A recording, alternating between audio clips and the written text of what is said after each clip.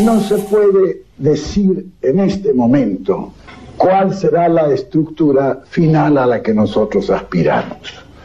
Por la simple razón que yo considero que este es un país que ha de ser gobernado de emergencia. El país está en un estado de emergencia y tendrá que ser un gobierno de emergencia. Piensen ustedes, cuando terminó la Guerra Mundial, y ahí tienen los mejores modelos. Todos los países europeos que quedaron destruidos. Italia, Francia, no digamos Alemania, que quedó en el suelo totalmente destruido. A ellos no se les ocurrió organizar un gobierno, un Reichstag y tal. Se juntaron todos y dijeron, no, este es un gobierno de emergencia. ¿Por qué? Porque la vida del país está en una situación de emergencia. Y se pusieron, ¿qué es lo que hay que hacer? Hay que trabajar. Se organizó el trabajo, todo el mundo comenzó a trabajar. Y sobre eso comenzaron a construir. Recién, casi 10 años después, comenzó el gobierno a organizarse regularmente dentro de las formas que actualmente tiene. En Italia fue exactamente igual. Y en Francia, cuando termina la reconstrucción, está la Tercera República. La Tercera República es una república socialista. Para reconstruirla tienen que abandonar el sistema y ponerse en un neocapitalismo sin el cual no hubiera sido reconstruida por los que la habían destruido. Funes el Memorioso, un programa de reconstrucción histórica. Ya en el mundo actual ha comenzado la guerra por las proteínas. Observe usted que todo el mundo está empezando a plantar soya y todo el mundo se ha intentado de crear ganado en Argelia, crear ganado en Medio Oriente, en África. No hay caso. Las fuentes de proteínas están en nuestros países, están en América del Sur, país rico en fosfatos y yodo, que es lo que carecen los otros. Esos países, todos, con el andar del tiempo solo, van a ir desarrollándose. Piense usted que hay algunas poblaciones de ellos que el 50% son todavía indígenas. No se les puede pedir, pero lo que hay que pedir es que esa inmensa reserva, porque esos son los pobres ahora, pero son los ricos del futuro. Cuando la tecnología y el despilfarro ecológico haya llegado a un límite como el que se está alcanzando ya en Europa. Funes el Memorioso, 4ª temporada. Hace 5 años yo llamé a los que entonces estaban como dirigentes de la juventud y les dije, vean muchachos, yo he analizado profundamente la situación de ustedes. Ustedes están en el movimiento peronista, eran todos del movimiento peronista, pero están en el partido político peronista. Partido político que ya a la medida de ustedes no les va a servir. ¿Por qué ustedes no se organizan en una, diremos, en una forma distinta? Creando una generación de emergencia. Pues yo ya tenía la idea desde entonces. Y usted ve que hoy hay organizaciones donde hay de todos los partidos políticos en la juventud. Y se reúnen y es decir, la juventud hay que ponerla aparte y no contaminarla, porque para mí, en estos años que han pasado, últimos especialmente, la generación intermedia se ha destruido, por lo menos se ha frustrado. Cuidado, no contaminemos la otra que viene, que es la juventud. Funes el Memorioso, memorioso, memorioso, memorioso. Tengo más recuerdos que todos los hombres juntos desde que el mundo es mundo. Jorge Luis Borges. A 40 años de la muerte de Perón. Capítulo 3. País huérfano. Nación sin rumbo. En los primeros meses de 1973, en el prólogo del regreso definitivo del general, en Buenos Aires se hablaba de una crisis cardíaca. El dato fue negado por el círculo íntimo de Perón ante las cámaras de la televisión argentina que esperaban noticias en Puerta de Hierro. La señora Isabel Martínez de Perón dialoga en este momento con Rogelio Coria y con el doctor Campo. Señora, ¿cómo está? Muy bien, muchas gracias. Vamos a hacerle un par de preguntas muy de circunstancia, pues sabemos que ustedes están muy apurados. En la Argentina, hace aproximadamente unos 10 días, se publicó una versión que decía que su esposo estaba afectado por una determinada dolencia. Luego se desmintió eso desde aquí, desde Madrid, a través de López Rega. Ahora queremos su información directa, ninguna más fiel que la que usted pueda dar. Gracias a Dios, señor Villarroel, el general Perón está mejor que nunca. Maravilloso, en un estado espiritual y físico magnífico. Así que esos infundios, porque tengo que pensar que es un infundio, quedan nomás ahí. Porque el general Perón, para muchos años, para alegría de todos los que les queremos, va a vivir mucho, pero mucho más de lo que muchos suponen. Muy bien, muchas gracias, señora. ¿Cómo está López Rega? Bien. ¿Cómo está? ¿Bien? Muchas gracias por la atención. Esta reunión parece ser muy importante, ¿verdad? Por la calidad de los La visitantes. importancia es que vienen los amigos, y entre los amigos viene mi hija también. Para mí es muy importante. Así que siempre es importante el encuentro de los peronistas con el general Perón. Muy bien, esperamos contar como siempre con información de todo lo que ocurre. Todo lo que sea... Hasta luego, muchas gracias. Señora, mucho gusto. Entre el 25 de mayo y el 13 de julio de 1973, el peronismo regresó al gobierno después de 18 años con la asunción de Héctor Cámpora. Quedaron atrás el golpe del 55, el exilio de Perón, los fusilamientos, la proscripción, el plan Conintes, el avión negro, la resistencia, el nacimiento de los grupos revolucionarios y el regreso de 1972. En la puerta de las elecciones, la dictadura sembró de obstáculos en la candidatura de Perón y entonces el general eligió al tío Cámpora para que lo represente en la Casa Rosada.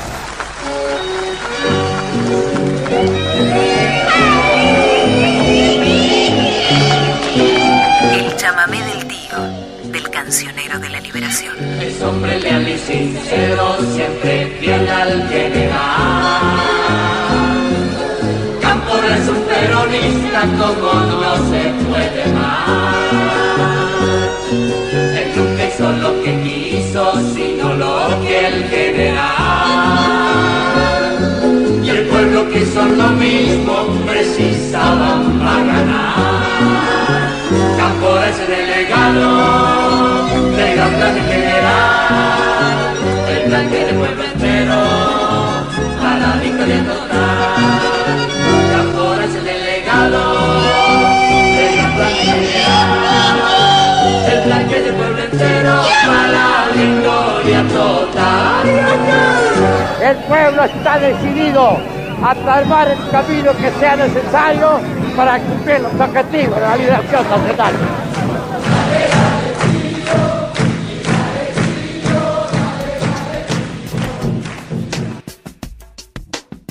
Con Cámpora ingresaron a la Casa de Gobierno, al Congreso, a ocupar importantes gobernaciones, a centenares de gobiernos comunales y consejos deliberantes, los representantes de la generación que heredó el ADN peronista de aquel pueblo que metió las patas en la fuente del 17.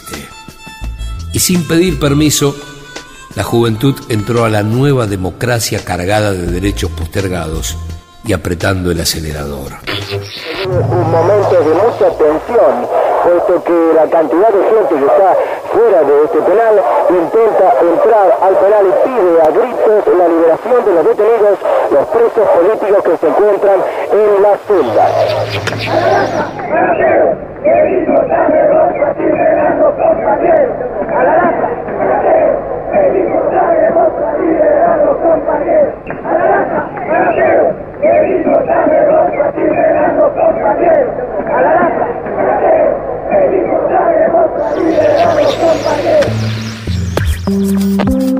El contexto internacional de aquel 73 amenazaba con derechizar los sueños que habían nacido en la década del 60. Estados Unidos ya sabía que se iba a retirar de Vietnam con una derrota histórica y comenzaba por entonces a rearmar su poderío occidental, planificando recuperar la oveja descarriada del sur. cómo hacer para disciplinar a toda una generación. Golpes militares. Ese mismo año, Washington derrocó a Salvador Allende en Chile y luego desató un efecto dominó en todo el continente. El viento revolucionario que soplaba desde Cuba, la liberación de muchos países africanos, el Mayo francés, el Cordobazo, el Concilio Vaticano II, los curas del Tercer Mundo, tenía que ser disciplinada con cárcel, muerte, censura y exilio toda una generación. En la interna peronista también se derechizaron los sueños.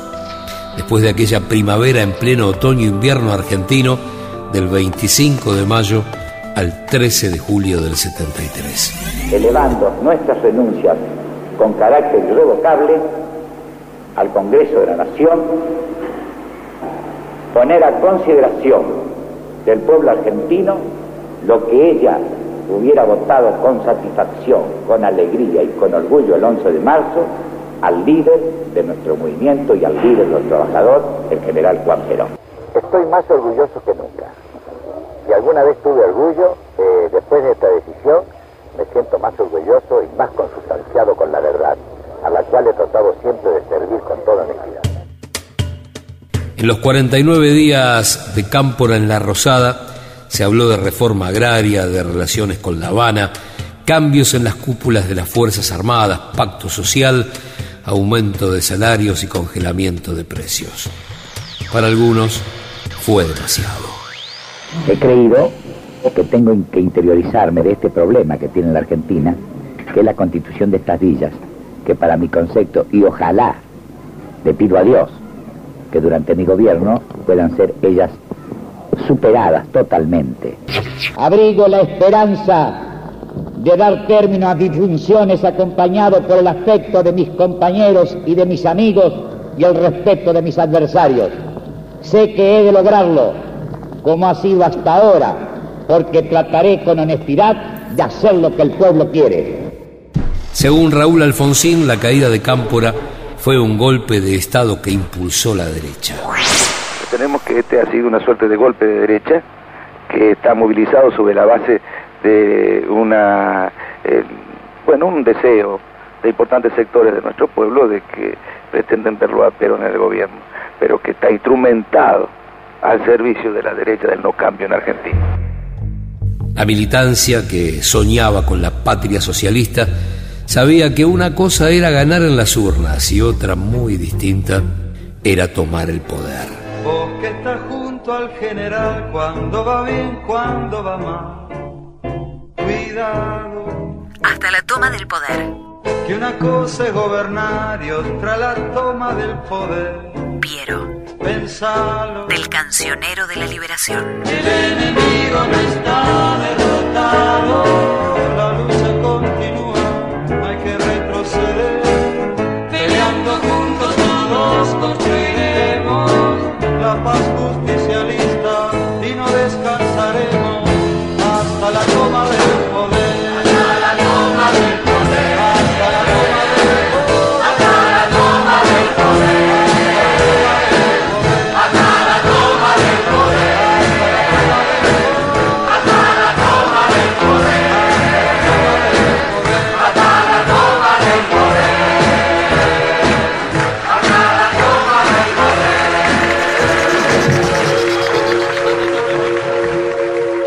poder. 23 días antes de la renuncia de Cámpora, el general había llegado a la Argentina. Va saliendo el automóvil que conduce al general Perón, a José López Rega y a su señora esposa. ¡Adiós, mi general! Su radicación definitiva anunciaba movimientos claves en un tablero demasiado complejo. Propios y extraños lo analizaban como la solución, aún aquellos que desde su llegada comenzaron a sentir que el viejo líder y su entorno eran parte del problema. Francisco Franco, el general Perón y el presidente doctor Cámpora saluda a la tripulación de Aerolíneas Argentinas. El 20 de junio de 1973, en Ezeiza, la derecha peronista copó el palco con el coronel Osinde a la cabeza de los hombres de la futura AAA. Emboscaron a sus enemigos internos y se desató un pacto con la muerte que ese día comenzó oficialmente cobrándose 13 vidas y casi 400 heridos, aunque aún nadie sabe ni cuántos muertos ni cuántos heridos. Y ahora se dirigen a los vehículos para partir ya desde la residencia. Son las 6:32 de la mañana del 20 de junio de 1973. Mientras aquí, en Madrid, nos llega la información de que miles y miles de personas están llegando a la autopista Riquieri, lugar de concentración popular para recibir al expresidente Juan Domingo Perón. En la intersección al camino que conduce a la ruta 205, sobre el puente El Trébol, en la autopista de Ezeiza, a 3 kilómetros aproximadamente del aeropuerto internacional, se va a levantar el gran palco. El palco que deberá albergar a la comitiva, la Orquesta Sinfónica Nacional y la prensa toda que se dará cita en tan importante acontecimiento. A escasos 500 metros del palco que se ha instalado para que el teniente general Perón se dirija a su pueblo, vemos una afluencia de público realmente enorme. Con el teniente coronel Jorge Osinde, uno de los integrantes del comité de organización del regreso definitivo al país del general Perón, que nos va a dar detalles muy concretos. Está previsto que se mantenga despejado el acceso a la ruta 205 que se comunica con el aeropuerto, por la cual solamente transitarán los coches de los invitados especiales y del periodismo. Perdón, ¿es esto solamente para peronistas? No. El general Perón ha expresado en forma reiterada, como base fundamental a todo esfuerzo positivo, lograr la unidad nacional. De consiguiente, el Movimiento Nacional Justicialista, a través de todas sus directivas, hace una invitación al pueblo de la patria para que concurra a este acto. Son exactamente las 5 de la tarde de este miércoles 20 de junio de 1973. Recién se acaba de anunciar oficialmente por las altavoces que el presidente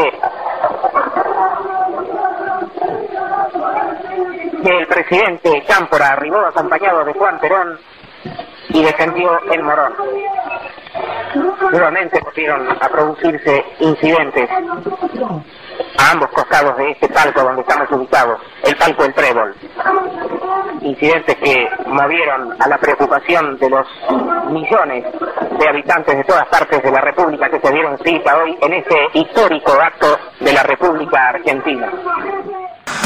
Estamos en las puertas del hospital de Ezeiza. Los heridos son evacuados en helicóptero. Cuenta la leyenda que en aquel palco se escucharon órdenes en francés.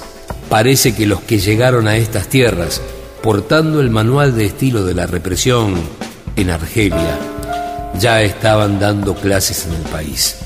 Deseo comenzar estas palabras con un saludo muy afectuoso al pueblo argentino, que ayer desgraciadamente no pude hacerlo de forma personal por las circunstancias conocidas.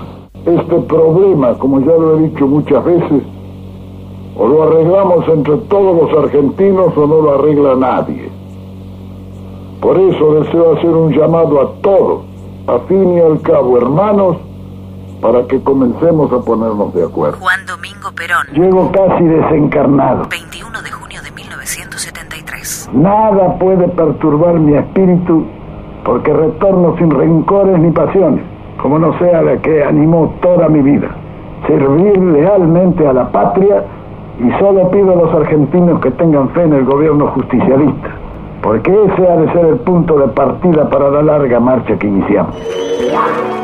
La investigación de Diego Dominelli, autor del libro Perón y Aerolíneas Argentinas, El regreso definitivo, reveló 40 años después cómo se vivió en el aire aquel tan histórico como dramático 20 de junio de 1973. Cuando ya estaban por entrar en la última fase del vuelo, que es cuando se inicia el descenso, que prácticamente por la altura que viene un avión al día de hoy también, ¿no? A los 20 minutos antes de aterrizar, empieza el descenso. Bueno, es ahí cuando, en la cabina de mandos, escuchan un llamado a través de radiofrecuencia. Diego Dominelli. Teobaldo Altamiranda, que era el técnico de vuelo, y Conan Doyle, que venía piloteando el avión. Los dos escuchan un llamado, que era Vicente Solano Lima, que estaba en Ezeiza, precisamente. Estaba con Dante Gullo, estaba con Esteban Rigui. Ellos ahí llama Solano Lima porque ya habían decidido que el avión no podía aterrizar en Ezeiza, no solamente por la masacre que había arrancado en el Puente 12, con los heridos, con los muertos, a través del sindicalismo ortodoxo y de la gente de Osinde, sino que ya mismo en Ezeiza, y por testimonios que también están contados y volcados en el libro, ya se empiezan a ver autos, ya se vieron 2 torinos blancos, de los cuales se abren los baúles y sacan armas, pero esos autos estaban rodando en la pista de rodaje por donde tenía que rodar el avión presidencial. O sea, era un lugar absolutamente restringido, como es al día de hoy. Solamente tienen acceso ahí vehículos para utilidad aeronáutica, y hay que tener autorización de la policía aeronáutica. Bueno, evidentemente todos esos controles habían sido violados de alguna forma. Incluso en un momento la custodia del personal policial que había del lado de adentro del aeropuerto también se va. Ellos, trabajadores de aerolíneas, escuchan: empezaron los tiros con los zurdos, rajemos de acá, esto está en manos de Dios, y se fueron. Entonces esa era la situación con la cual también quedaba a las claras que peligraba el avión y los integrantes del avión. Sí, claro. Todo esto Solano Lima no lo cuenta, obviamente. Cuando se comunica el avión, lo que se comunica ahí es que había muchos manifestantes, la alegría era tan grande y era tanta la gente que habían invadido la pista. Cámpora, que es llamado por los tripulantes del avión a la cabina para establecer el diálogo con Solano Lima, que era el presidente en ejercicio, se niega a ir a Morón. Entonces se produce una charla con un grado de tensión importante, porque Solano Lima le dice: vayan a Morón, no pueden aterrizar en Ezeiza, y Cámpora le dice: no, tenemos que aterrizar en Ezeiza. Que esto también era parte de lo que era la interna peronista. Cámpora por la izquierda peronista y López Rega, que estaba también arriba de ese avión, por la derecha peronista. Que el avión no aterrizara en Ezeiza era una derrota para Cámpora, porque estaba el pueblo porque peronista preparada exactamente, claro. Pero cuestión que no hubo caso, y que esa conversación termina cuando Solano Lima le dice: como presidente de la nación en ejercicio, le ordeno que vaya a Morón, así que dígale al comandante del vuelo que se dirija a Morón. Bueno, Cámpora, al escuchar eso, se saca los auriculares, enojado, se va, sale de la cabina de mando. Un Cámpora que ya venía golpeado de Madrid porque había sufrido algunos desaires de Perón, según cuenta la leyenda, en Puerta de Hierro. No van juntos algunos agasajos que prepara el gobierno español. Claro, es más, no lo recibe. Claro. Cuando Cámpora llega el 15 de junio con la comitiva presidencial, Perón al aeropuerto no va. Quien lo recibe es Franco. Eso está contado. Sí. De jefe de Estado a jefe de Estado. Claro, que en un punto no estaba mal, pero... No, pero bueno, lo que esperaba Cámpora era otra cosa. Exactamente. Hay una vieja historia que cuenta que había una recepción del gobierno español y ponele que era a las 9 de la noche. Y a 8:30 llega Cámpora vestido para esa recepción, vestido para la ocasión. Se presenta en Puerta de Hierro y lo recibe Perón en Guayabera, como diciéndole: yo no voy a ningún lado. Bueno, ese tipo que venía muy golpeado de Madrid, le vuelven a dar otro trompazo en vuelo. Claro, pero ahí la pierde con... Si querés, la pierde con López Rega, y no sé si tanto con Perón, porque también, y está comprobado, en otros trabajos que se hicieron y en otros libros publicados, sobre todo sobre la historia clínica y la salud de Perón, claro, que él sufre un infarto muy pequeño, el 20 de junio de 1973, y también en el libro que publicó hay testimonios que no van a certificar obviamente ese infarto, pero sí que cómo lo veían. Sí, claro. De la bronca que él empieza a tener cuando se entera que no puede aterrizar en Ezeiza, y no puede ser recibido por su pueblo. Bueno, cuando finalmente aterrizan, luego de que se da una situación bastante particular, que si hay tiempo la contamos, cuando aterrizan, Perón le recrimina a Cámpora: usted es el responsable de esto. Sí, claro. Porque a mí me tenía que haber recibido el pueblo y me reciben los militares. Y no solamente que lo reciben los militares, este es un agregado que hago yo, el jefe de la base aérea militar de Morón, brigadier Capellini, bueno, Capellini... Futuro golpista, o intentó serlo. Claro, en el 55. Claro. Entonces vos fijate la locura que se habrá vivido en ese momento, en parte está reflejada con los testimonios sobre todo de los pilotos, porque después del 55, Capellini, que había estado aparentemente en defensa de la democracia, se da vuelta como un panqueque, apoya la revolución fusiladora, y 18 años después era jefe de la base aérea que recibía el avión presidencial con Perón a bordo y con sus ex compañeros, a los cuales había traicionado. Y después intenta, muerto Perón, un golpe de Estado desde la base aérea de Morón. Ahí tenés un Capellini por dos. A bordo del avión presidencial, que estaba para aterrizar en Morón, cuando se comunica Conan Doyle, Sebral, y le dice al de la torre de control: avión presidencial, pide permiso para aterrizar, y se lo dan. Venían otros dos pilotos, que eran Adradas y Chumbita. Adradas había bajado un avión de la Armada el día de los bombardeos del 1955.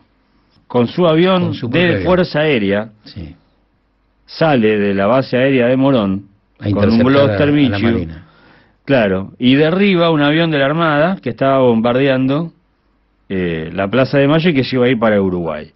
Cuando lo derriba, pega la vuelta para Morón, se comunica vía radio y dice: maté a un gorila hijo de puta, volteé un gorila hijo de puta, volteé un gorila hijo de puta. Resulta ser que cuando él dice eso, ya Morón había sido tomada, y Capellini ya se había dado vuelta.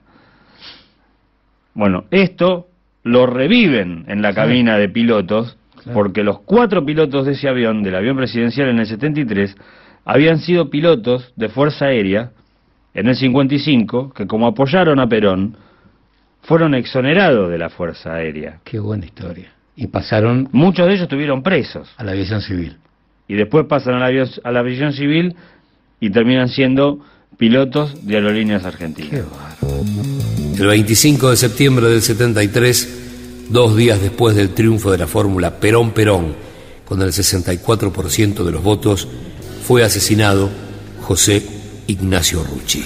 Rucci, hay burocracia en la conducción de la CGT, hay intervención de medidas de las patronales. Yo quisiera primero determinar porque a veces las palabras José Ignacio Rucci, tan así ligeramente expresadas, suenan a hueco. Burocracia, la burocracia sindical. ¿Qué es la burocracia sindical? ¿Qué es lo que hay que hacer para no ser burócrata sindical? Primero quiero saber, como yo no soy, Rucci, no manejo la hágase la pregunta a usted mismo. ¿Qué es burocracia sindical?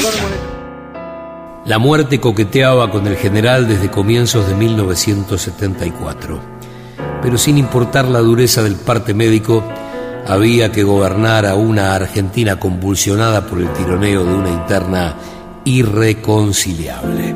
A fines de febrero, Córdoba se transformó en caso testigo. Primero la rebelión policial y después la detención del gobernador Obregón Cano. En momentos en que la conjunción de esfuerzos se formula como una necesidad imperiosa para que la Argentina pueda insertarse con éxito en el proyecto continental de hacer de Latinoamérica una expresión solidaria y mancomunada de los países del tercer mundo que aspiran a su liberación, es que entendemos que la acción educativa debe implementarse armonizando esas aspiraciones y participando activamente de la consumación de dichos objetivos. Cuando a las mayorías populares se les negaron los tributos de la educación, hizo de las calles y de las plazas de nuestras ciudades el ámbito apropiado para compenetrarse de las ansias de libertad de nuestro pueblo, del padecimiento de sus necesidades y de la aspiración de ser artífice de su propio destino. Y en el conjunto de esos incentivos se modeló la conciencia de una juventud que fue capaz de constituirse en expresión trascendente de la gesta histórica que devolvió el poder al pueblo. En su último 1 de mayo, en los balcones de la plaza, Perón selló su alianza con el poder sindical y expulsó a los montoneros. Hoy, hace 21 años, que en este mismo balcón y con un día luminoso como el de hoy, hablé por última vez a los trabajadores argentinos. Fue entonces cuando les recomendé que ajustasen sus organizaciones porque venían días difíciles. No me equivoqué, ni en la apreciación de los días que venían, ni en la calidad de la organización sindical, que a través de 20 años, pese a estos estúpidos que gritan, decía que a través de estos 21 años las organizaciones sindicales se han mantenido inconmovibles. Y hoy resulta que algunos imberbes pretenden tener más méritos que durante 20 años.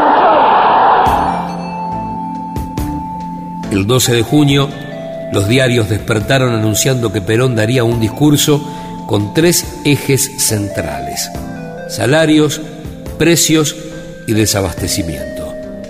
Minutos después de las 17, el presidente dijo que algunos sectores saboteaban su gobierno y lanzó una advertencia sobre su probable renuncia.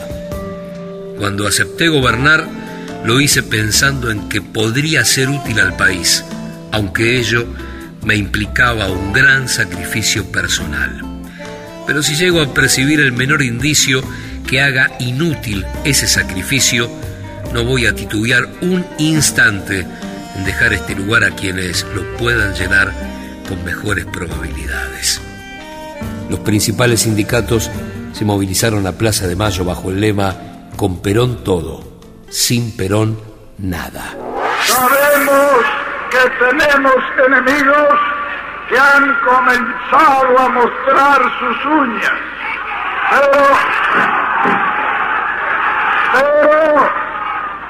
pero sabemos también que tenemos a nuestro lado al pueblo, y cuando el pueblo se decide a la lucha, suele ser invencible. Dejó a la multitud luego de respirar el apoyo popular que necesitaba. Yo llevaré grabada en mi retina este maravilloso espectáculo en que el pueblo trabajador de la ciudad de Buenos Aires y de la provincia de Buenos Aires me trae el mensaje que yo necesito. En su último contacto con el pueblo, Perón habló menos de media hora. Se esperaba un mensaje político más profundo. Fue una jornada compleja, repleta de rumores. Pero las palabras más fuertes de ese día sirvieron para ratificar la alianza con el pueblo peronista. Digo, compañeros, que será para la reconstrucción del país. Y en esa tarea está empeñado el gobierno a fondo y que será también para la liberación no solamente del colonialismo que viene azotando a la República a través de tantos años, sino también de estos infiltrados que trabajan adentro y que traidoramente son más peligrosos que los que trabajan de afuera. Sabía que el movimiento estaba herido y que por primera vez su palabra no servía para cobijar a sectores antagónicos. Llevo en mis oídos la más maravillosa música que para mí es la palabra del pueblo argentino. El mensaje del viejo líder sonó a despedida. Que Dios derrame sobre ustedes todas las venturas y la felicidad que merecen. A las 11:50 del 29 de junio, Perón había delegado el poder a raíz de un cuadro de broncopatía infecciosa agravada por una anterior dolencia cardiovascular. Dirigirá un mensaje a todo el país Su Excelencia la señora Vicepresidente de la Nación en ejercicio del Poder Ejecutivo. Habla la señora María Estela Martínez de Perón.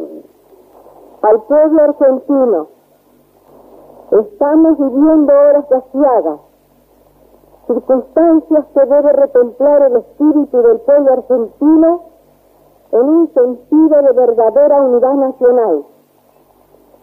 El presidente de los argentinos ha dado a su patria y al continente latinoamericano la más grande expresión de grandeza y humanismo cristiano. Entregó su vida en el holocausto a la libertad pacífica de los pueblos.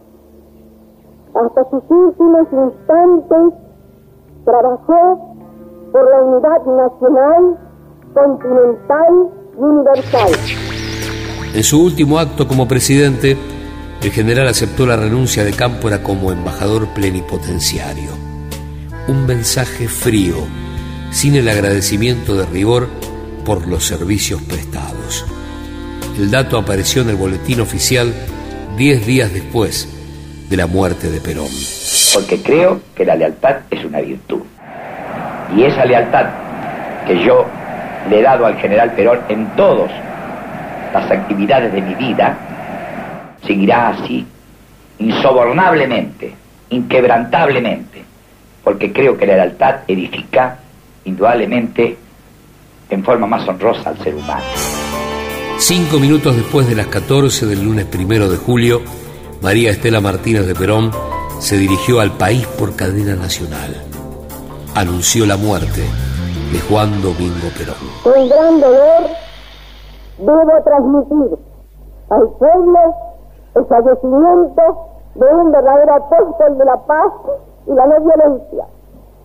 Asume constitucionalmente la primera magistratura del país, pidiendo a cada uno de los habitantes la entereza necesaria dentro del lógico deber patrio para que me ayuden a conducir los destinos del país hacia la meta feliz que Perón soñó para todos los argentinos. Ruego a amigos y adversarios que depongan las pasiones personales en bien de una patria libre, justa y soberana. Que Dios me ilumine y me fortifique para cumplir con lo que Dios y Perón me otorgaron como misión.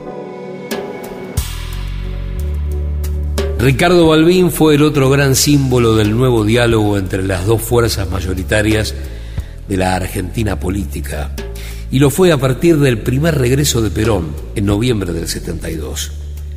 Después de tantos desencuentros personales y partidarios, los dos veteranos sabían que era imposible, pero a su vez consideraban imprescindible para afrontar el futuro la construcción de un frente que roce el 90% de los votos. El líder del radicalismo tenía 69 años y fue el hombre en el que pensó el general para ocupar el segundo lugar en la fórmula del 73. Aquel Perón de 77 sabía que los tiempos políticos no se adaptaban a las urgencias de su salud y necesitaba dejar la herencia en orden. Había demasiado que hacer y el presidente comenzaba el último capítulo de su vida. Habían analizado el presente y el futuro del país por última vez juntos el 8 de junio. Por todo esto, el chino fue elegido para hablar en el Congreso en nombre de los partidos políticos argentinos en el velatorio del 3 veces presidente.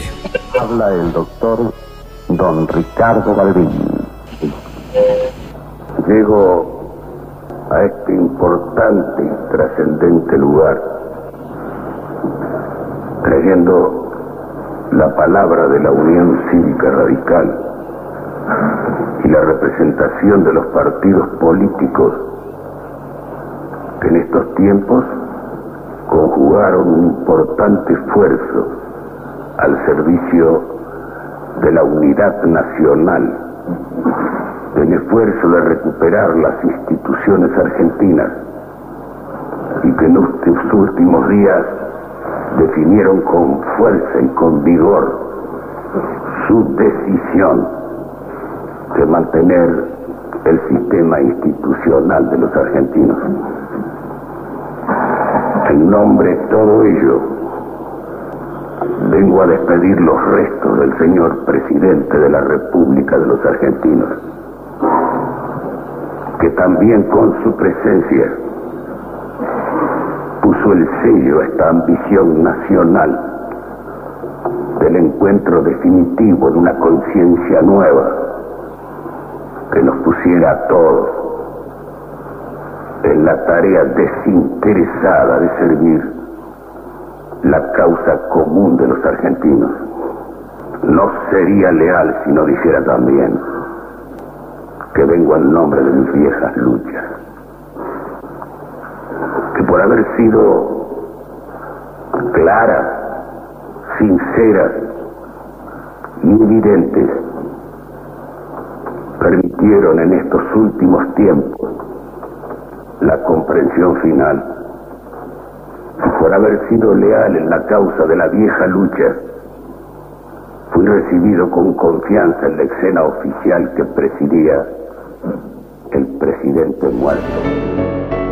Balbín reveló en el Parlamento una fundamental confesión del viejo líder peronista.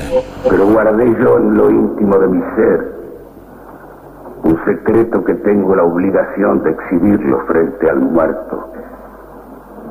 Ese diálogo amable que me honró me permitió saber que él sabía que venía a morir a la Argentina, y antes de hacerlo me dijo: quiero dejar por sobre todo el pasado este nuevo símbolo integral, es decir, definitivamente para los tiempos que vienen, que quedaron atrás las divergencias, para comprender el mensaje nuevo de la paz de los argentinos, del encuentro en las realizaciones, de la convivencia en la discrepancia útil, pero todos enarbolando con fuerza y con vigor el sentido profundo de una Argentina postergada.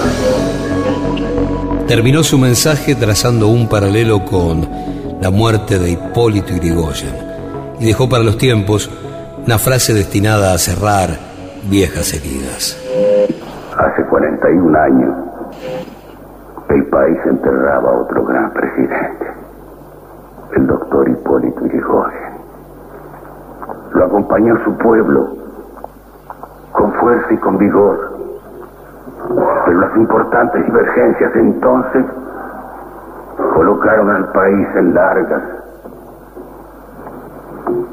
y tremendas discrepancias, y como un símbolo de la historia, como un ejemplo de los tiempos, como una lección para el futuro, a los 41 años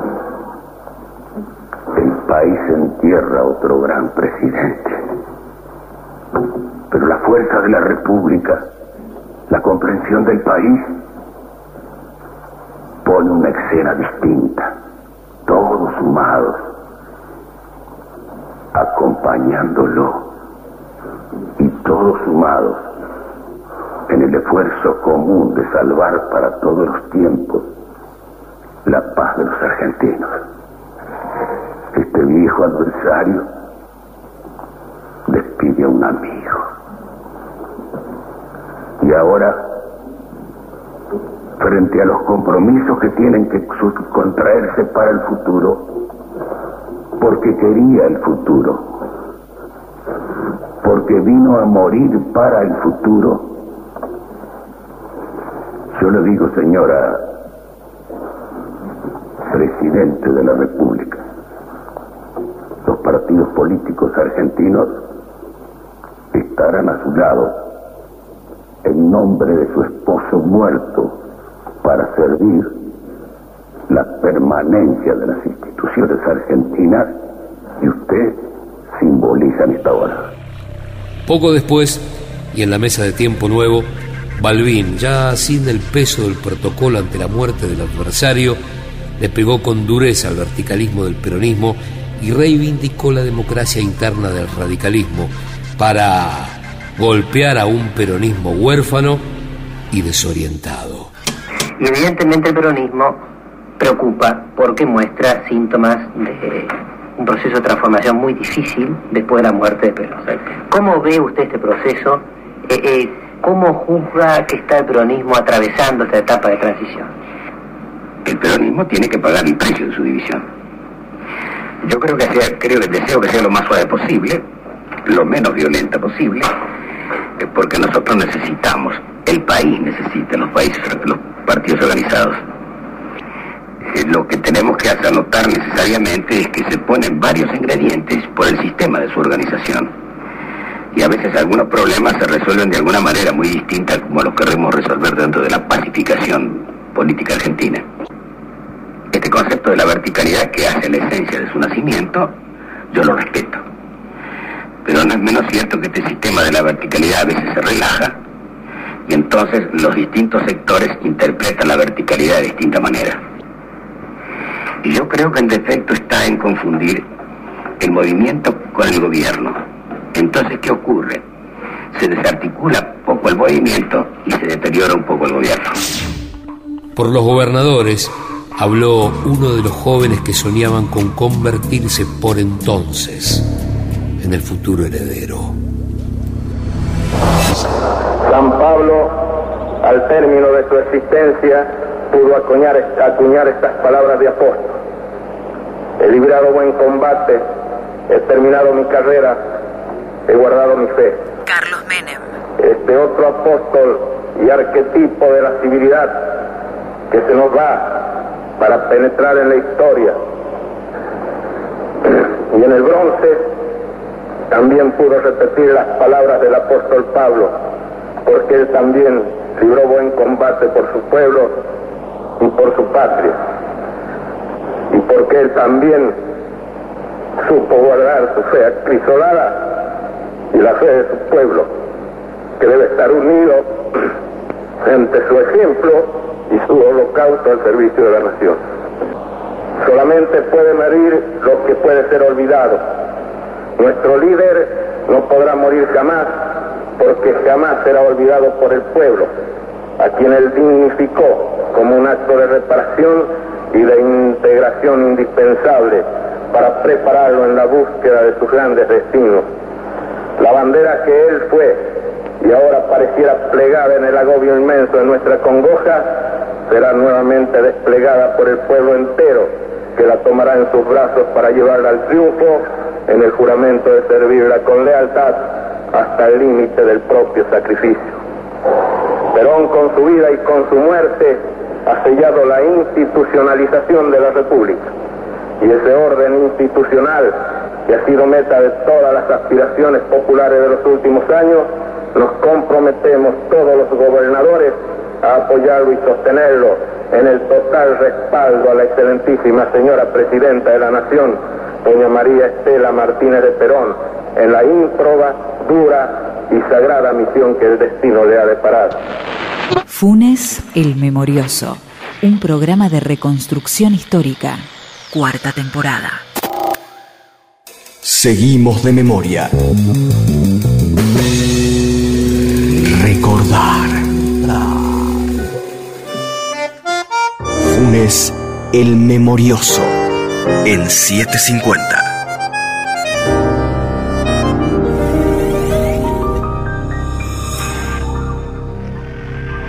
A 40 años de la muerte de Perón. Capítulo 3. País huérfano. Nación sin rumbo. El Perón 1946-1955 fue el dueño de todas las respuestas. El Perón 1973-1974 fue el destinatario de todas las preguntas. Entre todos esos interrogantes, el más fuerte fue Ezeiza, 20 de junio de 1973. Sobre ese día, el recuerdo de Horacio González. De repente se atraviesa un camión militar con un tenientito y unos soldados que nos apuntan. Yo saqué una bandera argentina y hice algo así como: soldados, no dispares contra tu pueblo, o cosas así, y los enfrentamos, digamos, seguros que efectivamente se iba a producir ese reencuentro, ¿no? Que no iban a disparar, efectivamente, obviamente no lo hicieron, pero eran pequeños signos que nos demostraban que efectivamente había una recomposición de las relaciones entre todas las instituciones y que algo iba a cambiar, incluso en el ejército, ¿no? Vaya que nos equivocábamos. Mi experiencia personal, ese pequeño mundo barrial, vinculado, en fin, a formas organizativas diversas, a las grandes expectativas de la época, pero marchamos sabiendo que había riesgo, que podía haber conflicto, etcétera, pero la gran confrontación yo no creo que nadie la sabía realmente, pero nuestros grupos, que eran enormes grupos, enormes columnas, no, para mí fue muy sorprendente llegamos justo cuando estaban los primeros tiroteos, escuchamos, yo aún recuerdo la voz de Fabio, los árboles, bajen de los árboles, en fin, y durante toda la tarde no supe qué pasaba, realmente era muy angustiante estar ahí, cuerpo a tierra.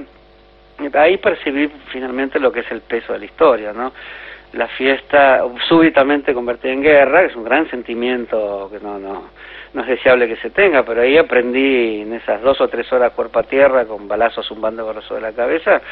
Después leí no sé en qué revista, eso no lo escuché yo personalmente, que rebotaban sobre los platillos de la Orquesta Sinfónica Nacional que estaban en el palco. No sé por qué me quedó esa imagen, siendo que el palco fue tan terrible y están las fotos de las personas izadas del cabello al palco, pero a mí esa imagen absurda la tengo en la cabeza, aunque yo no escuché, ¿no? Ese sonido de una bala sobre un platillo de la Orquesta Sinfónica, de algún modo para mí representa lo que estaba preparado, no solo para una fiesta, era hasta de cierto modo un momento de cierta ceremonialidad, digamos, la Orquesta Sinfónica Nacional, del Teatro Colón, estaba todo preparado, eso sí que no esperaban eso. Yo pensaba que podía haber algún problemita con la Juventud Sindical Peronista, en fin, los grupos enfrentados con la UOM, pero y ese balazo ahí repiqueteando sobre el platillo de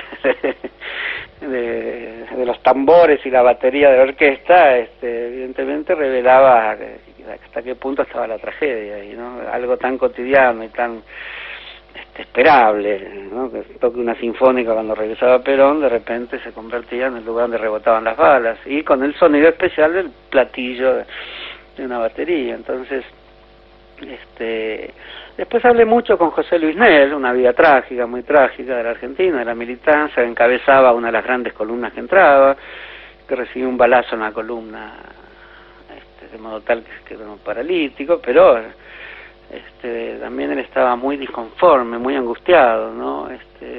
No solo por su destino personal tan terrible, sino que también pensaba que Ezeiza había sido, digamos, una gran emboscada, que había que haberlo, digamos, y que también de algún modo los que podrían considerarse emboscados también deberían haber considerado que había que pensar la situación con más sutileza, con más habilidad. hasta si se quiere con más astucia, y bueno, pero en épocas de entusiasmo y de gran pasión no es la astucia lo que sobra, e incluso no es una de las grandes virtudes recomendables. Eso lo dicen las épocas más calmas, las épocas más tristes, a veces es más tolerante con la astucia. Recuerdo haber charlado un poco con José Luis Nel de esto, ¿no? Bueno, él se suicidó finalmente, creo que en gran medida como producto de lo que la historia tiene de implacable sobre los cuerpos, ¿no? Puesto que estaba en silla de ruedas. Producto de Ezeiza, esa palabra Ezeiza, uno hoy cuando uno va a tomar un avión y se va a algún lugar fuera del país, a un simposio o algún congreso, solía hacerlo y suelo hacerlo, esa palabra Ezeiza no es la misma para mí, también, no es lo mismo, está en mi cabeza de muchos modos Ezeiza.